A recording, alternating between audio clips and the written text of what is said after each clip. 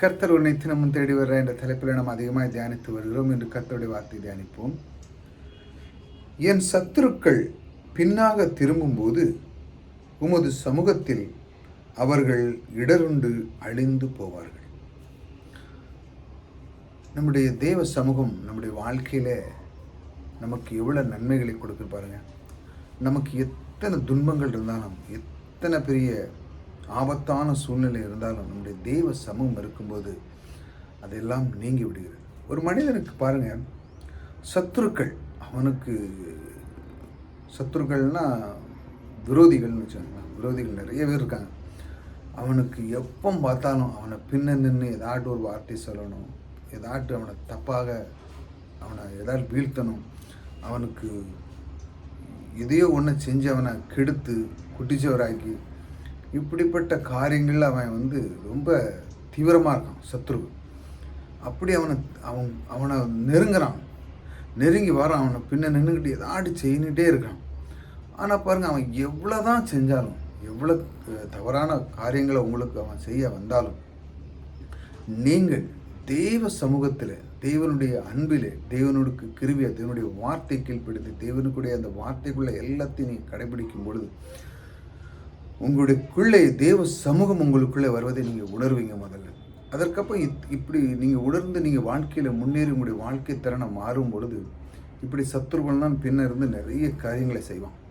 அப்படி செய்யும் பொழுது பாருங்கள், அந்த சேனைகளுக்குள் அந்த சத்துருக்கள் பின்னாக திரும்பும்போது உமது சமூகத்தில் அவர்கள் அந்த சமூகத்தில் இருக்கும்போது அந்த இடத்துல அவர்கள் இடருண்டு அழிந்து போவார்கள்.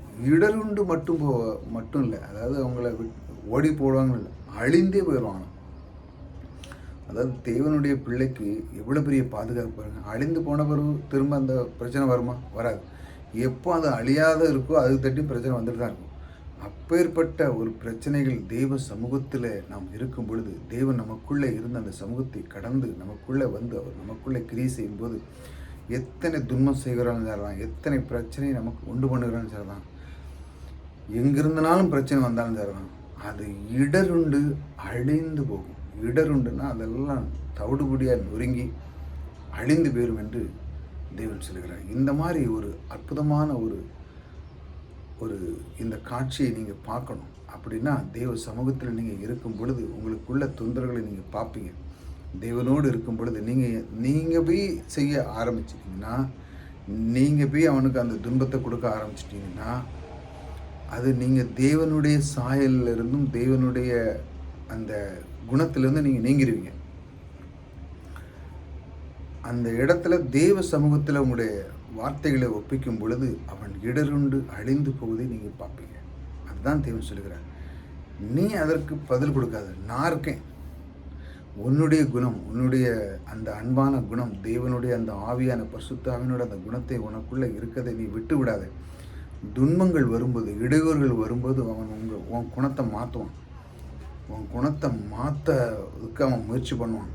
அந்த பிசாசானவன் எப்படியாட்டு இவனை தேவ சமூகத்திலிருந்து வார்த்தைகளை விட்டு விலக்கி வேற எங்கேயாட்டு அவனை அடித்து நொறுக்கி தள்ளணும்னு தான் பார்ப்பான். அந்த நேரம் தான் தெய்வ சமூகத்தில் நீங்கள் இருக்கணும். கர்த்தாவே, இத்தனை இடையூறுகள் வருகிறது, அதையெல்லாம் நான் உமக்கு முன்பாக வைக்கிறேன், தெய்வ சமூகத்தின் முன்பாக வைக்கிறேன். இதையெல்லாம் எனக்கு குறுகிய நாட்களில் இந்த பிரச்சனையிலிருந்து எனக்கு விடுதலை தர நீர் எனக்கு ஆயத்தமாக இருக்கிறது என்று சொல்லி அவரோடு நம் தெய்வ சமூகத்தில் அந்த வார்த்தைகளை வைக்கும் பொழுது, அந்த எப்பேற்பட்ட அவன் நமக்கு பிரச்சனை பண்ணுறானா, எப்பேற்பட்ட பிரச்சனை இருந்தாலும் அது இடருண்டு அழிந்து போகிறது. அழிந்து போன பிறகு உங்களுடைய வாழ்க்கையில் எப்பொழுதும் சமாதானம் தான், சந்தோஷம்தான், மகிழ்ச்சி தான். ஆனால் அந்த உலகத்தில் பிரச்சனைங்கிறது குறைவே கிடையாது, எல்லாருக்கும் வருது. தேவனை அறிந்து கொள்பவர்களுக்கு, தேவனை அறியாதவர்களுக்கு வருது. ஆனால் அதை எப்படி மேற்கொள்வது என்று தெய்வ சமூகத்தில் நாம் இருக்கும் பொழுது அதை மேற்கொள்ளலாம். ஆனால் மற்றவர்கள் அதை மேற்கொள்ள முடியாமல் அவர்கள் எப்படி தேடி அலைகிறார்கள். ஆனால் உங்களுக்கோ தேவனை அறிந்தவர்கள், கர்த்தராகிய இயேசு கிறிஸ்துவை அறிந்தவர்கள், உங்களுக்கு ஒரு குறை இருக்காது. அவர் உங்களுக்கு சொல்லுகிறார், நான் இருக்கேன், நீ என் சமூகத்துக்குள்ளே இருக்கும் பொழுது உனக்கு ஒரு பிரச்சனை வராது, அதையெல்லாம் இடருண்டு அழித்து அதை விடுவேன். நீ எப்பொழுது நீ என் குழந்தையாக இருந்து எனக்குள்ளே நீ இருக்கும் பொழுது நான் உனக்கு ஒரு குறை வைக்க மாட்டேன் என்று அவர் உங்களுக்கு வாக்கு கொடுக்கிறார். அதனால தான் நம்ம ஒவ்வொரு நாளும் கர்த்தர் உன்னை தினமும் தேடிவர் என்ற தலைப்பில் அதிகமாக தேக்கிறது இதுதான். அவர் இன்னைக்கு என்ன சொல்லுகிறார்? நான் உனக்குள்ளே இருக்கிறேன்.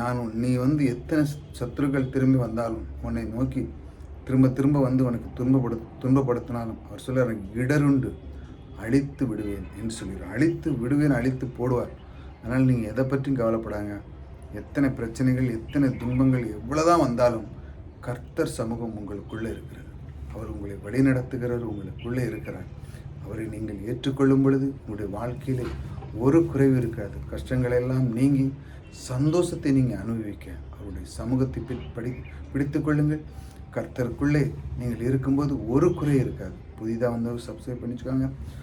தொடர்ந்து நம்முடைய கர்த்தராகிய இயேசு கிறிஸ்துவுடைய வார்த்தையை கேட்டு அதிலிருந்து நாம் பலன் பெற்று நம்முடைய வாழ்க்கை இன்னும் அதிக தரத்தை நாம் உயர்த்துவோம். கர்த்தர் சமூகம் உங்களுக்குள்ளே இருக்கிறது. கர்த்தர் உங்களோடு கூட இருக்கிறார். கர்த்தர் உங்களை ஆசீர்வதிக்கிறார்.